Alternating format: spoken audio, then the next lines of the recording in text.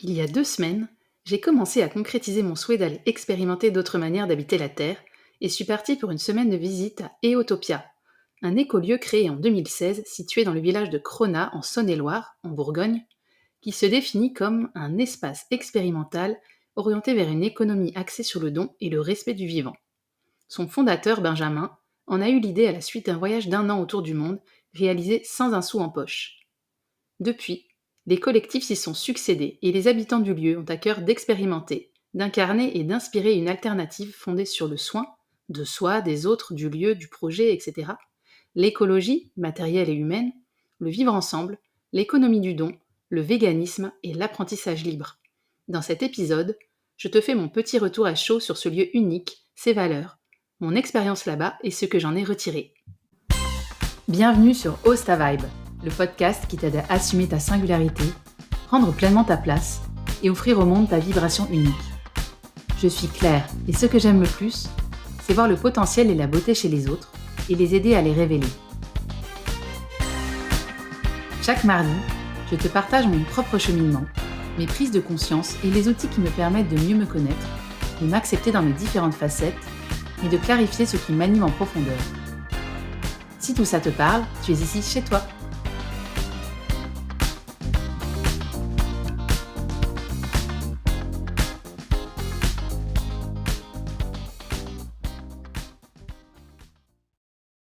Et me revoici donc pour un petit retour à chaud sur Eotopia. Alors pas si à chaud que ça en fait, parce que en réalité cet épisode, je l'ai enregistré semaine dernière.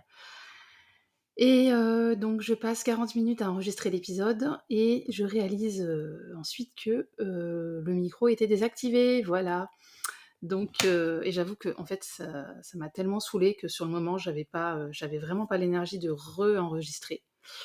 Et je me suis dit que j'allais le faire plus tard et puis voilà, les jours ont passé et finalement, je ne le fais, que cette semaine. Bon, petit retour sur, ce séjour à Eotopia, hein. 1er séjour pour moi dans un é donc vraiment en une semaine, on apprend vraiment beaucoup, beaucoup de choses, donc c'est très intéressant. Alors déjà, pour revenir un petit peu sur Eotopia, donc j'ai présenté un petit peu en intro, ce projet qui se matérialise, hein, sous la forme d'un lieu. Mais voilà, ce qui fait vraiment Eotopia, c'est avant tout des valeurs fortes, hein, donc il y a, tout d'abord le respect du vivant et ça se ressent vraiment dans le fait que, tout, absolument tout est pensé sur ce lieu pour minimiser, notre impact sur le vivant et l'environnement, donc le vivant. Heu, Par exemple, donc il y a uniquement des toilettes sèches, il y a une récupération d'eau, des eaux donc grises, donc c'est-à-dire les eaux de douche et puis les eaux de vaisselle, elles sont récupérées et elles passent dans une phytoépuration sur le terrain et elles retournent directement ensuite au terrain. Il y a sous chaque gouttière, il y a des cuves de récupération d'eau de pluie. La cuisine, elle se fait, en allumant 1 fois par jour un four à bois, qui permet, voilà, en plus de faire la cuisine, de chauffer la pièce principale. Dans la salle de bain, on ne trouve absolument, aucun, produit cosmétique avec un emballage et cetera, uniquement des choses, typiquement, je sais pas, de l'huile de coco, du bicarbonate de soude, voilà, que des produits comme ça. Et pareil dans la cuisine d'ailleurs.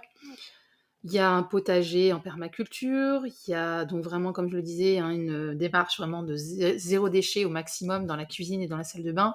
Et typiquement, par exemple, dans la cuisine, eh bien, on a que des produits qui sont achetés en vrac, donc tout ce qui va être, céréales, hem, légumineuses et les huiles, donc tout ça est acheté, en vrac, un groupement d'achat bio et donc ça limite, énormément, tout ce qui va être emballage et puis après il y a des fruits et légumes, qu'on va, accommoder avec tout ça, fruits et légumes qui sont récupérés, ou alors qui sont cultivés au potager sur place ou achetés à des maraîchers bio, des alentours. Donc il y a également, une utilisation extrêmement sobre de, l'électricité, et puis de l'eau bien évidemment. Une 2e valeur, donc ça c'est quelques exemples, hein, de tout ce qui est fait pour minimiser l'impact sur, sur l'environnement. Après, il y aurait plein d'autres choses à dire, mais voilà, on sent tout de suite quand on est dans ce lieu qu'il y a une vraie réflexion qui est menée autour de ça et on est vraiment encouragé, hein, à minimiser son impact donc et à être vraiment dans une forme de sobriété, de frugalité. 2e valeur très forte selon moi, hein, et qui est, assez, je crois que c'est très rare en France, des écolieux qui sont véganes. Alors le véganisme, moi je le rappelle, c'est, le fait de ne consommer aucun produit qui vont être, issus de l'exploitation animale. Donc ça va passer par tout ce qui est alimentation, donc bien évidemment donc pas de viande, pas de poisson, mais aussi pas d'œufs, pas de produits laitiers, pas de miel. Et puis ça passe aussi par exemple par, les vêtements. Donc alors, quand c'est que l'alimentation, on parle de végétalisme et ensuite, si ça s'étend aussi au mode de vie, par exemple le fait de ne pas porter des pulls en laine, des chaussures en cuir, le fait de ne pas utiliser des couettes ou des oreillers en plumes. Donc là, on est vraiment sur ce qu'on appelle donc le véganisme et c'est l'idée vraiment qu'on n'utilise, aucun produit qui sont, issus, d'une quelconque exploitation animale. Ensuite, on va avoir, donc comme autre valeur aussi forte et assez différenciante, à Eotopia, on a, l'économie du don. Donc c'est cette idée qu'en fait, que ce soit en termes de temps, d'énergie ou d'argent, chacun va donner en fonction de ce qu'il peut, de ce qu'il veut sur le moment. Et là typiquement par exemple, par rapport à cette semaine de visite, il y a pas de tarif à payer pour venir passer une semaine de visite. On donne à la fin du séjour, un certain montant de notre choix, et si on peut, pour, à minima couvrir les charges de notre séjour. Hem, mais on peut donner plus, mais il y a aucune obligation, il y a pas de tarif indiqué et cetera et puis, après pendant la semaine, on va nous proposer de participer à des chantiers, donc ça j'en reparlerai après dans l'épisode, mais à aucun moment on est obligé de, voilà, de donner. C'est vraiment, cette idée de voilà, je donne, mon temps, mon énergie, mon argent, en fonction de mes possibilités et en fonction de comment je le sens. Et ça, effectivement, ça amène beaucoup de fluidité, de manière générale. Moi, j'ai trouvé, mais j'en reparlerai également. Et après, il y a aussi quand même toute une dimension très sociale, d'intégration au tissu, local, puisque, donc il y a le lieu à proprement parler, que je vais décrire un petit peu après, mais il y a aussi, donc à 15 minutes à pied environ, dans le village de Crona, un café associatif qui appartient à la même association que celle qui possède, qui a acheté Eotopia, enfin voilà, l'écolieu en lui-même et donc un café associatif, qui propose, des soirées, jeux de société par exemple, ouvertes à tous, ou des soirées concerts et donc qui contribue également à créer, du lien, entre les habitants d'Eotopia et les habitants du village et des villages alentours et puis également du lien entre les villageois eux-mêmes. Et donc qui est un facteur, hein, d'intégration, pour le voisinage. Alors si vous voulez en savoir un peu plus sur le projet, sachez que, alors il y a un site internet, je vais vous mettre le lien, en descriptif de l'épisode et puis il y a, également un livre qui s'appelle Eotopia, écrit par Benjamin Lesage, le fondateur du projet, qui retrace vraiment les origines du projet et cetera, sa création parce que enfin, j'ai pas tout regardé en détail, mais ça a pris plusieurs années avant qu'en fait il trouve ce lieu. Mais avant d'être un lieu, Eotopia, c'est vraiment, voilà, des valeurs très fortes.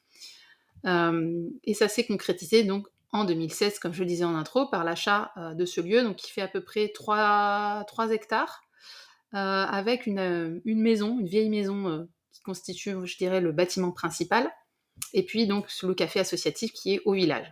Donc ça a été acheté, par une association qui regroupait à l'époque, de l'argent qui avait été, récupéré via des dons et donc ça a été créé par un couple, Benjamin donc et sa compagne Yasmine et ils ont également une petite fille de 9 ou 10 ans et donc aujourd'hui Benjamin et Yasmine n'habitent plus sur les lieux depuis avril 2024, mais ils restent, déjà ils habitent pas très loin et ils restent impliqués dans le projet. Et donc aujourd'hui sur le lieu vivent, 4 couples. En tout cas, voilà, en ce moment, donc il y a, un couple qui n'était pas là, qui était en voyage au moment où je suis venue et qui est là depuis pas mal d'années. Et puis, donc sur les 3 couples qui étaient là, il y avait 2 couples qui, se sont installés il y a à peu près 3 mois, donc qui n'étaient pas là depuis très, très longtemps. Et il faut savoir que, voilà, parmi donc les habitants du lieu, donc là ça fait, à peu près, 8 personnes, je crois qu'il y a une autre personne seule qui va également s'installer. En fait, donc chacun, un peu son mode de fonctionnement. Donc il y en a par exemple qui vont avoir un emploi, par exemple à temps partiel à l'extérieur, donc souvent dans un domaine, enfin c'est toujours dans un domaine, soit l'aide à la personne, le social, le maraîchage et situé aux alentours, vraiment donc localement. Et puis, donc alors pour ce qui est du lieu en lui-même, donc on a environ 3 hectares avec une bâtisse principale et donc moi j'ai logé avec donc 3 autres filles qui étaient également en visite, cette semaine-là, donc il peut y avoir jusqu'à 8 visiteurs et visiteuses. Moi donc on n'était que quatre filles et on a logé, dans un petit dortoir, donc situé dans la bâtisse principale et il y a 2 dortoirs et donc il y a également donc une pièce de vie, celle où on fait la cuisine et où il y a le four à bois et puis, la cuisine et une salle de bain et par contre donc après tout ce qui est toilettes sèches et cetera, c'est à l'extérieur. Et les habitants permanents du lieu, eux, habitent dans des habitats légers autour de la bâtisse principale. Et donc bah, sur le lieu, on trouve, plusieurs petits potagers en permaculture, plusieurs petites serres, il y a une grange, il y a une cuisine d'été, il y a un free shop, donc c'est un endroit avec plein d'objets et vêtements, insolites qui sont, à disposition, de qui les veut. Et puis donc je l'ai dit, il y a aussi, au village, le café associatif. Et donc comme je le disais aussi je crois avant, donc en fait Eotopia, ouvre ses portes plusieurs fois dans l'année. Il y a un festival au mois d'août sur plusieurs jours. Il y a donc plusieurs week-ends qui sont organisés. Il y a, je crois, 3 semaines de visite comme celle que j'ai faites, pardon. Heu et puis il y a également des mois d'immersion. Et par exemple, si quelqu'un souhaite intégrer le lieu, eh bien, il va d'abord passer 1 semaine, puis 1 mois, puis 3 mois avant, bah, que sa venue puisse être validée par les habitants, du lieu. Et moi, ce que j'ai ressenti, enfin, quand j'y suis allée, en fait, c'est que j'ai senti que le lieu était un peu en train d'amorcer un nouveau virage. Il faut comprendre qu'un écolieu, hein, et surtout un écolieu comme celui-là qui existe depuis quasiment 10 ans, en fait, les habitants vont pas toujours être constants, hein, sur un lieu. Les valeurs peuvent rester, mais les habitants vont évoluer dans le temps, et les collectifs sont un peu, voilà, polymorphes et vont changer, s'adapter, grandir, rapetisser au cours du temps. Et là, moi, j'ai ressenti vraiment qu'il y avait un nouveau virage qui était en train de s'opérer, dans le lieu puisque, voilà, il y a 2 couples qui sont là depuis à peu près, enfin, qui sont là depuis plus de 3 ans et puis il y a, ces 2 nouveaux couples qui viennent d'arriver et qui arrivent aussi avec d'autres envies, d'autres idées et voilà, il faut que tout ça puisse s'aligner. Donc voilà, j'ai ressenti, cette transition un petit peu, sur le lieu. Et puis, il faut savoir aussi qu'il y a eu quelques petits imprévus, sur la semaine. Il y a eu, voilà, quelqu'un qui s'est blessé, donc parmi les habitants permanents. Il y a eu, un chantier, qui, s'est un petit peu, voilà, comment dirais-je? Qui s'est rajouté alors que, c'était pas prévu. Donc voilà, il y a eu quelques petits coups de stress, je dirais, à gérer et ça se ressent aussi, hein, je dirais, dans un collectif assez, rapidement. Mais j'en reparlerai un petit peu après de tout ça. Ça, c'est pour un peu vous donner le contexte de ma venue. Alors, mes premières impressions quand je suis arrivée sur le lieu, je sais pas alors si c'est parce que c'était le début du printemps et où du coup, ouais, il y avait vraiment plus de chants d'oiseaux que d'habitude, mais moi j'ai été frappée vraiment par le chant des oiseaux, d'une part, et l'odeur des arbres en fleurs, qui était hyper forte aussi et d'ailleurs, bah, voilà, je t'ai fait un petit sample des sons d'oiseaux, à la tombée du soir à Eotopia. Voilà, je te fais écouter.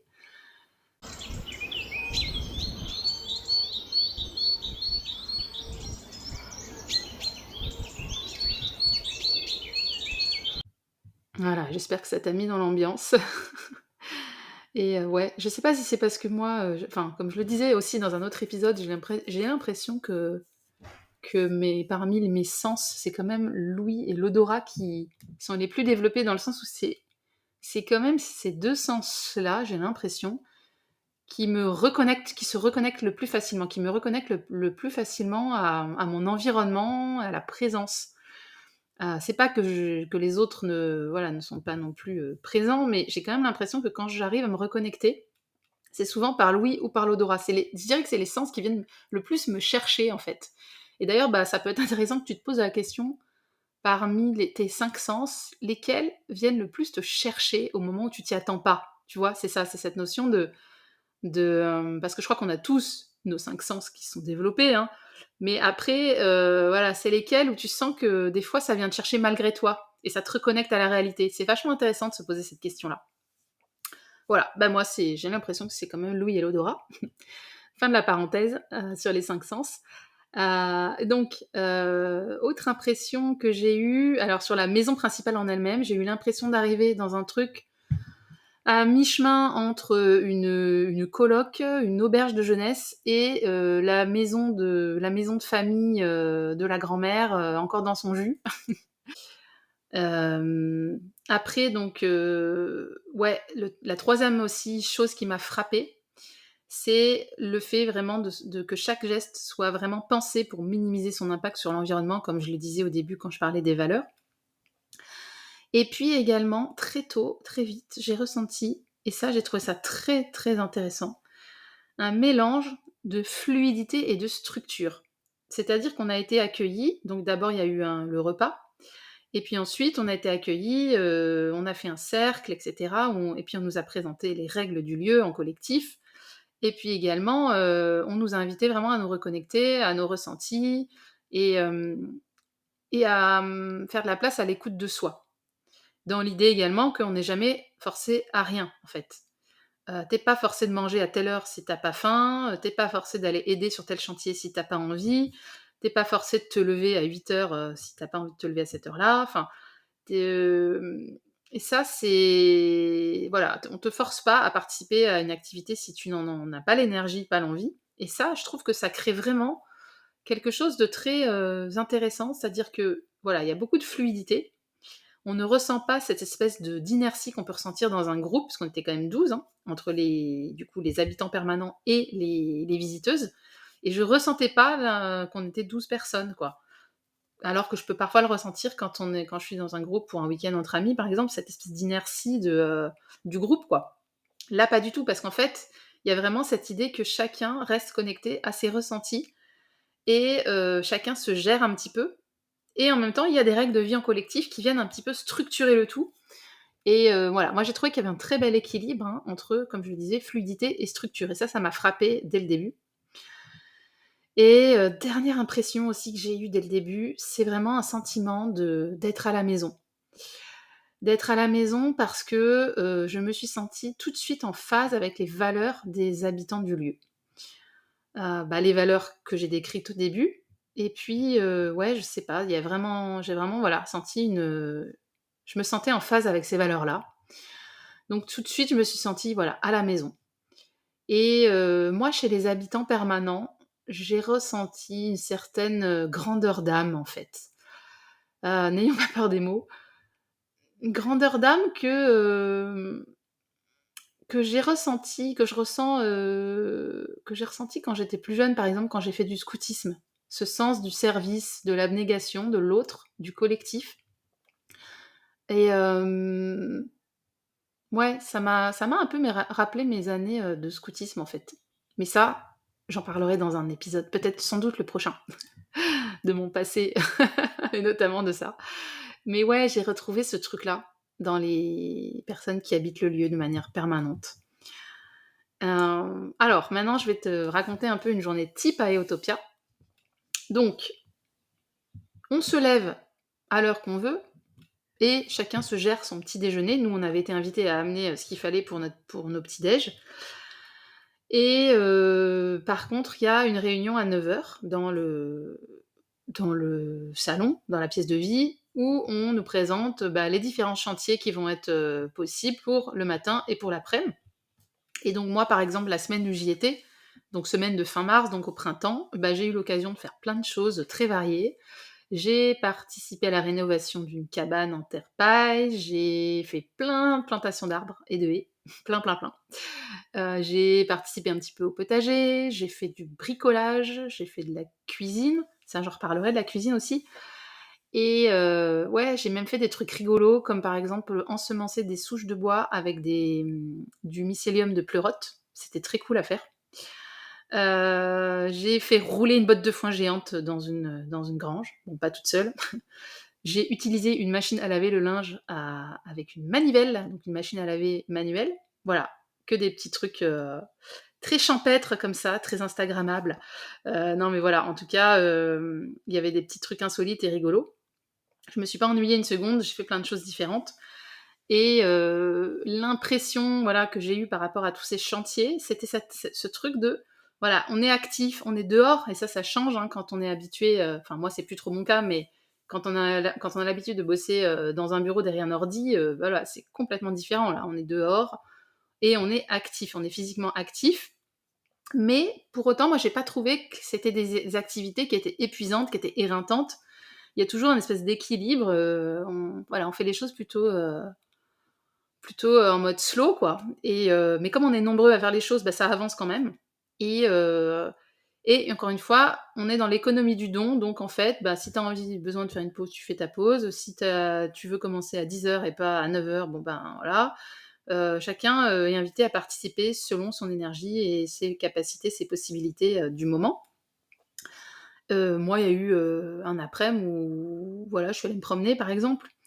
Où j'ai pu faire la sieste ou répondre à mes mails. Enfin voilà, on n'est pas tenu à des horaires sur tel ou tel chantier. Et bien évidemment, on choisit à quel chantier on a envie de participer. Si t'as pas envie d'aller sur le chantier cabane, bah t'es pas obligé. Moi, j'ai participé à tout et personnellement, et j'ai beaucoup aimé. Mais voilà, on n'est pas obligé. Et alors, je vais faire un petit focus aussi sur la partie cuisine parce que c'était quand même un élément très intéressant aussi. Donc, comme je l'ai dit, hein, on mange vegan, enfin végétalien, à Eotopia. On cuisine sur un four à bois qu'on allume une fois par jour. Il n'y a pas de frigo, donc en fait, on cuisine un repas pour 12 personnes qui va nous faire le dîner et le déjeuner du lendemain. Et voilà, comme ça, ça évite d'avoir à refaire un repas de midi le lendemain. Donc en gros, vers 15h, on est 2-3, on se met à cuisiner. Donc on va cuisiner quelque chose un peu en fonction des fruits et légumes disponibles à ce moment-là. Et on va agrémenter ça avec des légumineuses, enfin des légumineuses et un féculent. Et tout ça donc, est entreposé dans un petit cellier, donc, puisque c'est acheté via un groupement d'achat en vrac. Et moi, ce que j'ai trouvé vraiment intéressant, c'est que effectivement, le fait d'être en collectif comme ça, ben, ça allège beaucoup la logistique des repas. Parce que du coup, moi, il m'expliquait que par exemple, quand ils sont 7 ou 8 en habitant permanent, bah, ça fait qu'il y a une personne par jour qui va faire la cuisine pour tout le monde, soir et midi du lendemain. Et du coup, ça fait vraiment une logistique assez, assez légère. Hein, ça veut dire que tu as une fois dans la semaine où tu cuisines, et puis les autres jours, tu n'as pas à gérer cet aspect-là. Et puis, bah, c'est sûr que le fait d'avoir, voilà, d'acheter en gros et en vrac, ça minimise par exemple les déchets également. Donc on voit bien l'intérêt aussi du collectif sur la partie repas, en fait. Et euh, donc au niveau de comment se passent les repas, donc on mange plutôt très tôt à Eotopia. En tout cas là, la semaine où j'y étais, on mange vers 18h. Ce qui permet après d'avoir du temps en soirée. Et je vous raconterai un peu ce qu'on a fait en soirée. Mais voilà. Et puis en fait, ce qui se passe, c'est qu'on met les plats sur une table, et puis après, chacun se gère son assiette, se sert, et puis lavera ensuite son assiette après également. Et donc le soir, après, donc on a fait parfois. Donc il y a eu une fois où on a été faire une soirée jeu donc au café associatif. Il y a eu une autre fois, on a regardé un film. C'était un documentaire qui s'appelle Empathie, que je recommande vivement aux personnes qui se posent la question du véganisme. Moi, clairement, Je vous avoue que ça faisait plusieurs mois que j'étais un peu en train de transitionner vers, le végétarisme, mais surtout le végétalisme, donc vraiment enlever non seulement la viande, le poisson, mais également tous les produits type, œufs, produits laitiers. Et là, cette semaine à Éotopia a vraiment terminé de me mettre le pied à l'étrier, m'a convaincue et m'a un peu lancée, voilà, sur ça. Je vais attendre un petit peu d'avoir du recul et puis je ferai sûrement même ouais, je vais faire un podcast sur le véganisme parce qu'il y aurait beaucoup à dire. Mais là, pour l'instant, j'expérimente. Mais je crois que je suis bien partie sur ma lancée et sauf, problème de santé majeur ou autre, je vois pas, ce qui ferait que je change d'avis, en tout cas. Je me suis vraiment, rendu compte que c'était complètement possible quand on est dans un environnement soutenant, de se passer totalement de produits animaux sans que ça soit du tout, un problème et sans qu'on en ait envie ou même l'idée, en fait. Voilà.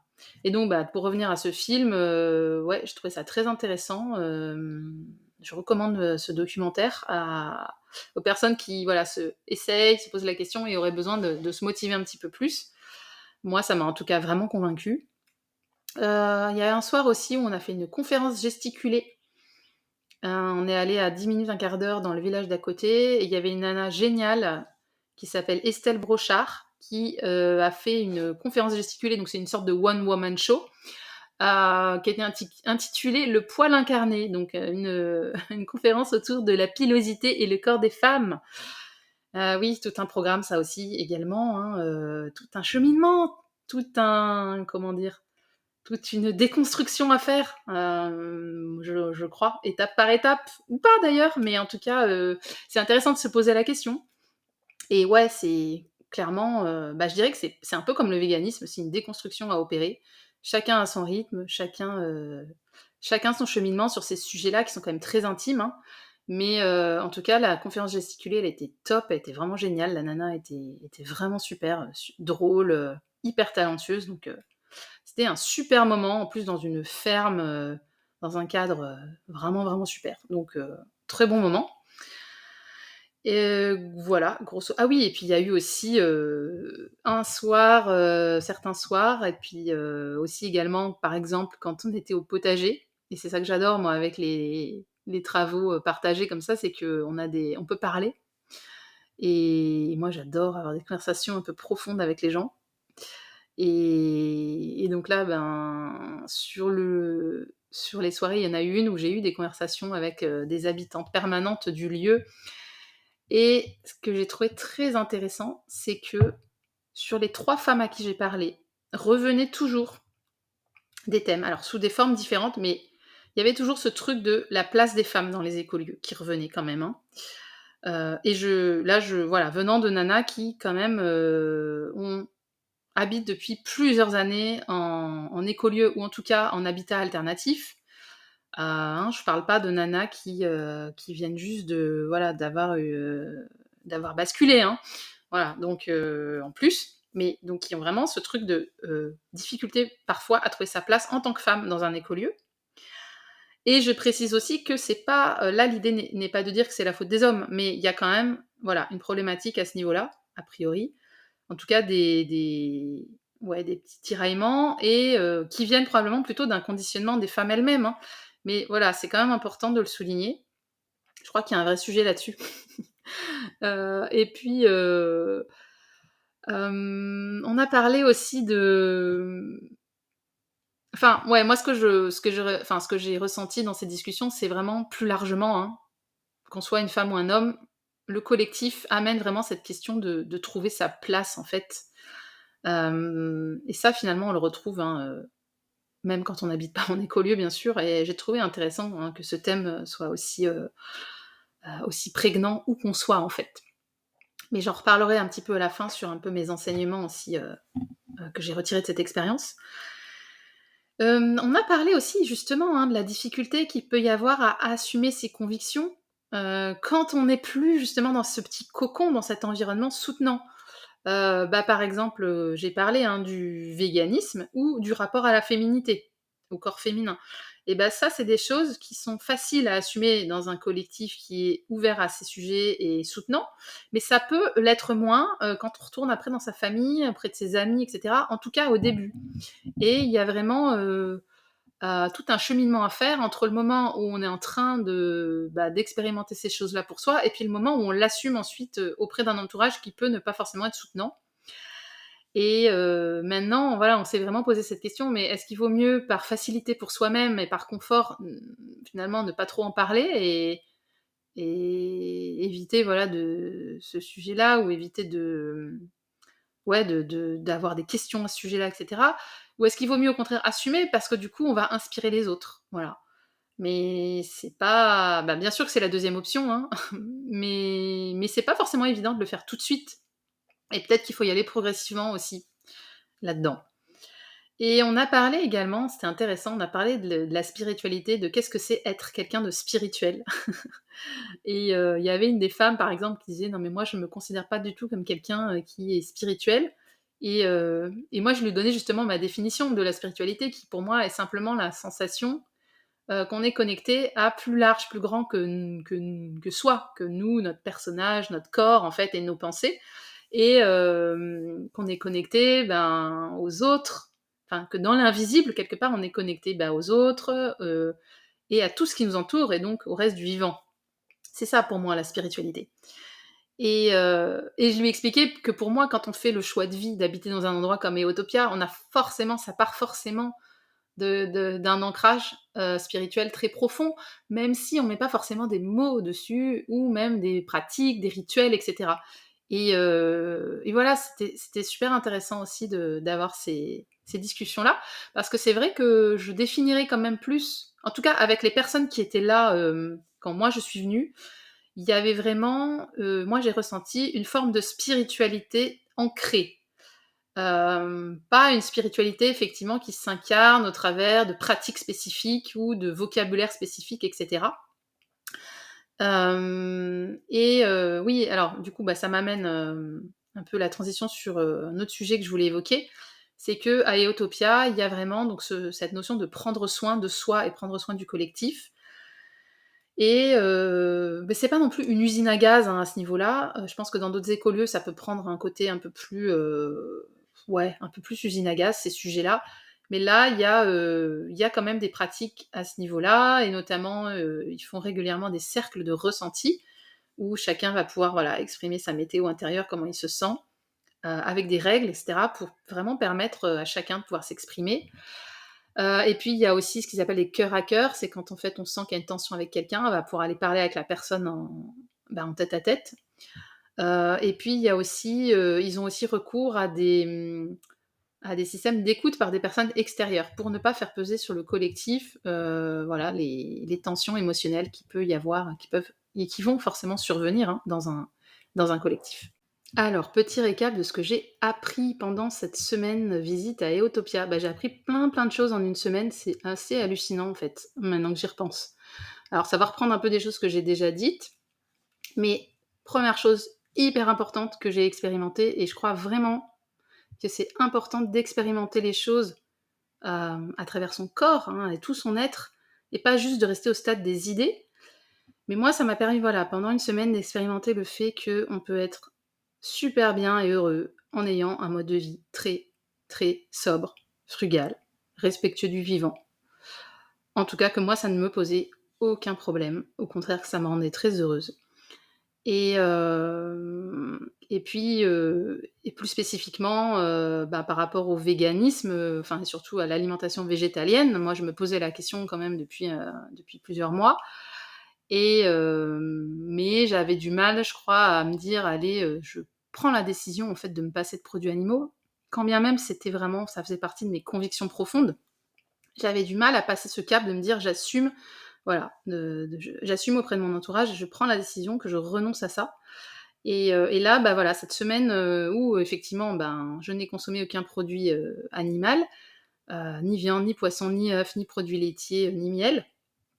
Eh bien, j'en ai ressenti aucunement, l'envie ni le besoin, et puis, je me suis vraiment régalée quoi, en fait, à manger ce qu'on a mangé, et on avait des belles assiettes colorées, savoureuses. Ça m'a pas paru compliqué de cuisiner végétalien, et du coup, ça m'a vraiment, voilà, ça m'a mis le pied à l'étrier, et voilà, j'ai décidé de m'engager dans cette voie. Et sauf, je dirais, problématique de santé ou autre, je vois pas ce qui pourrait me faire revenir sur ma décision. Et je me rends compte, depuis voilà maintenant, plusieurs jours, hein, que j'ai adopté ce régime, qu'en fait ça permet vraiment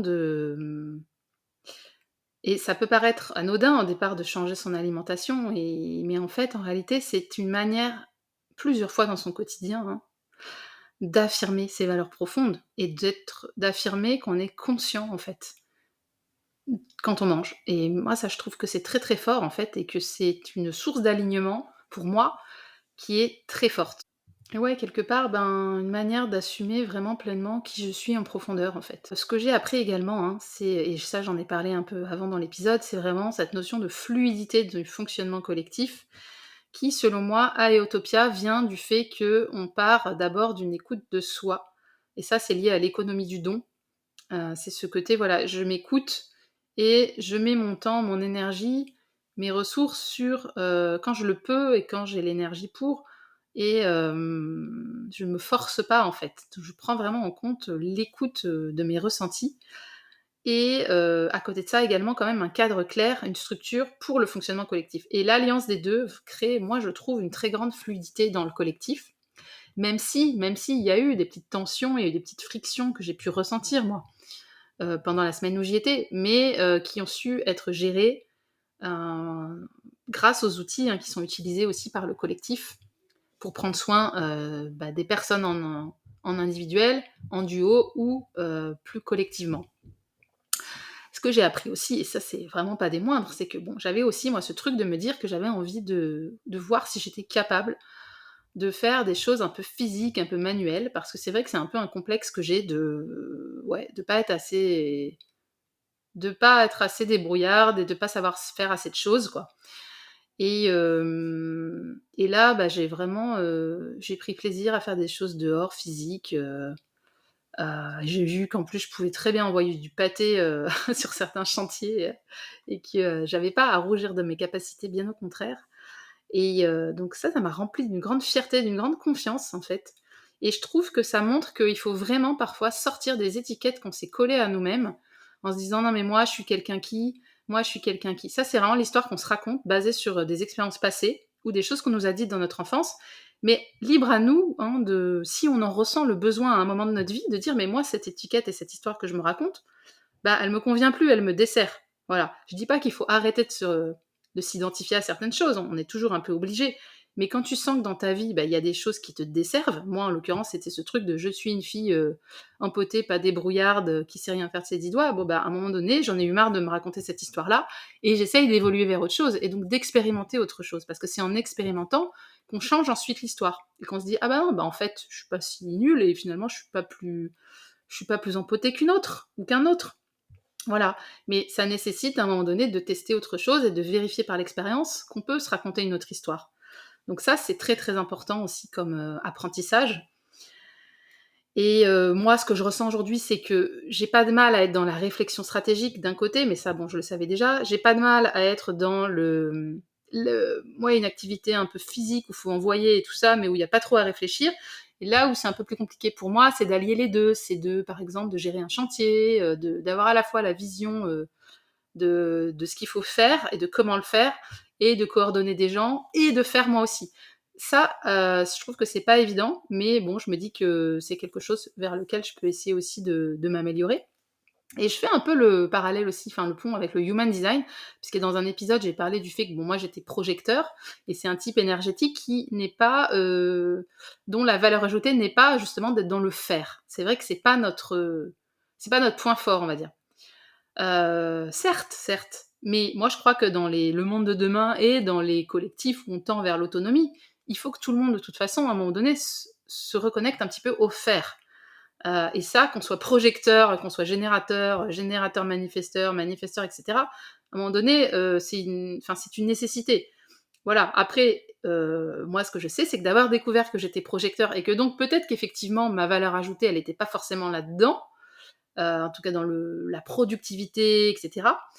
Et ben pour autant, ça m'a enlevé du coup une sorte de complexe que je pouvais avoir et j'ai remarqué que du coup, en m'enlevant ce poids que j'avais par rapport à ça, ben paradoxalement, je suis beaucoup plus envie de faire des choses en fait. Donc ça aussi, c'est une réflexion intéressante, c'est que le fait de savoir que je suis projecteur et que c'est peut-être pas là qu'est ma valeur ajoutée la plus grande, pour autant, bah, ne m'empêche pas de vouloir expérimenter, d'être un peu aussi dans le faire, mais sans me mettre la pression. Voilà, je pose ça là, notamment pour les projecteurs. C'est intéressant aussi de comprendre ça. Voilà. Il y a les choses sur lesquelles on sait qu'on va avoir une valeur ajoutée pour le collectif qui va être plus importante. Et puis après, il y a la contribution, on va dire, au collectif un peu plus générale. Et à un moment donné, bah, il faut bien que tout le monde mette la main à la pâte. Enfin, en tout cas, c'est mon avis. Un autre apprentissage aussi, c'est que vivre en écolieu, c'est quelque part, enfin, le collectif permet vraiment de tendre vers plus d'autonomie. Et c'est difficile de tendre vers plus d'autonomie quand on est seul dans son coin. C'est bien pour ça qu'il y a des écolieux qui se créent des collectifs. C'est parce que à plusieurs, on peut avoir une organisation des tâches et des choses qui va faciliter le fait de tendre vers l'autonomie. Parce que l'autonomie, le problème c'est quoi? C'est qu'en fait, ça demande du temps, en fait. Ça demande du temps et de l'énergie physique. Et en fait, ça, c'est du temps et de l'énergie qu'on va pas mettre, par exemple, pour travailler à l'extérieur, en gagnant de l'argent, etc. Ou c'est du temps qu'on va pas mettre, par exemple, pour partir en vacances, pour avoir des loisirs. Donc c'est un rapport en fait au travail qui est complètement différent du rapport au travail qu'on peut avoir quand on est salarié. Et c'est vrai que du coup, moi j'ai trouvé que la vie elle était très douce en fait, d'une certaine manière. J'ai pas eu l'impression que les journées elles étaient éreintantes, épuisantes, etc. Au contraire. Mais par contre, ce que je trouve exigeant, c'est le fait de devoir coordonner tout un tas d'activités différentes. Ouais, il y a une charge mentale que j'ai ressentie d'ailleurs chez les habitants permanents du lieu. Il y a une charge mentale à gérer qui est importante parce qu'il faut switcher sans arrêt d'une tâche à l'autre. Et il faut être capable de travailler avec les autres, de coordonner parfois le travail des autres. Donc c'est plutôt là-dessus que ça peut être un peu difficile parfois. Pas tant sur le travail physique en lui-même. Après, bon, il faudrait que je vois sur la durée, bien sûr. Je pense quand même que c'est un mode de vie qui physiquement use un peu plus, évidemment. Mais par d'autre côté, il est beaucoup moins stressant aussi. Donc voilà, je pense que ça s'équilibre. Mais en tout cas, ouais, il y a cette nécessité quand même de gérer pas mal de choses différentes et il peut y avoir un stress lié à ça, sur le fait que comme ça prend plus de temps quand on veut être autonome sur certains aspects, du coup, on a moins de temps pour le reste. Et dernier apprentissage, et pas des moindres, c'est que, et ça j'en ai parlé un peu avant aussi, c'est que vraiment, vraiment les problématiques intérieures de l'individu, elles sont les mêmes partout. Enfin moi j'ai vraiment... Alors je généralise sur un cas, bien sûr, mais j'ai entendu ça aussi par rapport à d'autres écolieux, c'est que il y a toujours cette problématique individuelle, cette problématique du intérieur en fait, des personnes. Et qu'on soit en entreprise, en famille ou dans un collectif comme un écolieu ou dans une asso, c'est toujours cette problématique d'arriver à trouver sa place au sein d'un collectif et de comprendre quelle est ma valeur ajoutée à moi au sein de ce collectif et comment j'interagis avec le reste des personnes du collectif. Mais moi, je suis fondamentalement convaincue qu'à partir du moment où on sait précisément quelles sont nos forces, nos atouts, et qu'on s'ancre là-dedans, sans se limiter à faire que ça, bien sûr, mais qu'on sait au fond de nous quelle est notre valeur et qu'est-ce qu'on apporte au collectif, ça nous donne cette sécurité ensuite pour interagir avec les autres de manière sereine, de manière posée. Et donc je pense que c'est vraiment très important de trouver sa place au sein d'un collectif. Et chacun peut avoir sa place au sein d'un collectif, encore faut-il la trouver. Et puis bien sûr, la gestion des émotions, etc., qui, si elle n'est pas faite, va forcément après avoir un impact sur le collectif. Et aussi cette notion de charge mentale qui est quand même bien là. Et donc ça, ces problématiques-là de l'individu, qu'on soit en écolieu ou ailleurs, finalement, elles sont les mêmes partout. C'est simplement que dans un écolieu, je pense qu'elles sont exacerbées parce que mode de vie quand même plus exigeant et plus multicasquette, et puis parce que proximité quand même avec d'autres personnes, sur un même lieu de vie, avec des décisions à prendre en commun, etc. Donc forcément, on va avoir beaucoup plus de miroirs de nous-mêmes autour de nous, et beaucoup plus d'occasions de sentir voilà, ces parts de nous qu'on n'a pas forcément envie de voir, et d'apprendre sur nous. Mais du coup, c'est des accélérateurs, moi je trouve, de développement personnel, les lieux de vie comme ça, en tout cas. Les suites que je vais donner à ce séjour, du coup, ben, peut-être que j'y retournerai, notamment pour le petit festival qui a lieu en août cette année, ou peut-être plus tard, je ne sais pas. Et j'aimerais bien aussi beaucoup il y a certaines habitantes du lieu qui m'ont fait part de leur envie de venir dans le Gard, et notamment pour visiter un peu les alternatives qu'il peut y avoir près de chez moi. Donc j'espère beaucoup pouvoir les accueillir d'ici quelques mois. Et puis ben, moi, ça m'a surtout entériné cette décision de commencer un mode de vie vegan, donc c'est quand même pas rien. Et ça m'a confortée dans cette idée que je veux continuer à tendre vers un mode de vie collectif et alternatif, mais plutôt du coup autour de chez moi, puisque moi j'ai quand même un ancrage avec mes enfants ici à Junas dans le Gard. Et donc là, dans un premier temps, j'ai envie de continuer à apprendre des choses autour de chez moi directement, notamment avec mes amis d'Éco-Vert, de Mille-Ombelles, du Pied de la Plante.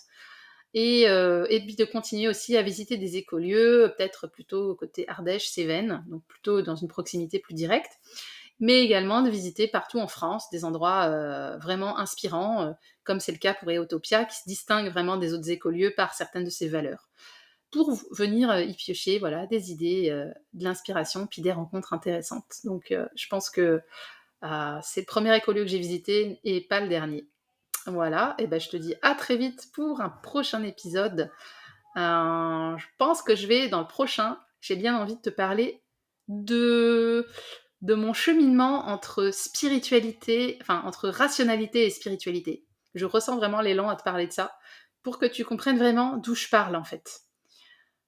C'est important, je crois, de comprendre d'où parle quelqu'un. Voilà, je pense que je vais faire un épisode là-dessus. Voilà, à très bientôt. Mouah. Si tu as écouté cet épisode jusqu'au bout, c'est que mes mots résonnent en toi et qu'on est sur la même longueur d'onde. J'en suis vraiment heureuse et je te remercie beaucoup pour ton écoute. Si tu souhaites soutenir le podcast, tu connais la chanson.